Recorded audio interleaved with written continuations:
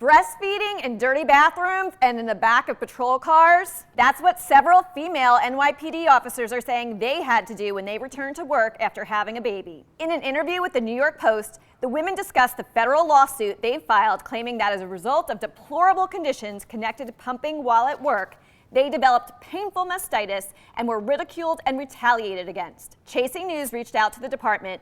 We received a statement that said, in part, the NYPD is committed to providing its employees with appropriate accommodations to express breast milk privately, comfortably, and in close proximity to work.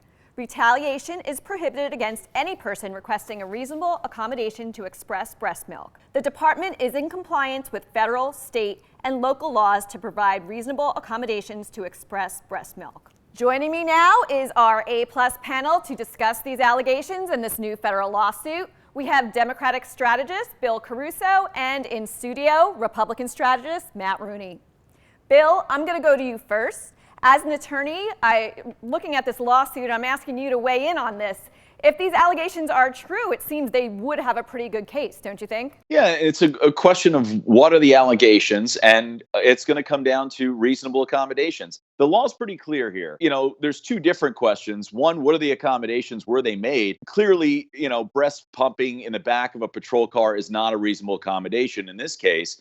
The other issue is going to be the culture. And in any place, right, you're going to have difficulty in changing a culture. In a police setting, I don't know how they go about on a regular basis, making sure that people feel comfortable, feel like the accommodations are going to be met, and they're not being retaliated against. This lawsuit, it's a federal class action. It names everybody from the current mayor, Bill de Blasio, the past mayor, Mayor Bloomberg, the police commissioner, everybody, up and down New York City. Do you think this is excessive, or do you think it's a smart legal tactic? Well, it's standard when you're filing a lawsuit that if you think that an organism has some kind of liability, then you're going to go to whoever was involved in that organism, whoever may share culpability. In the case of the New York City police, there's obviously a lot of cooks in that kitchen. More than anything else, this case just kind of makes me sad. Our police officers, especially in this day and age, already have an incredibly stressful job.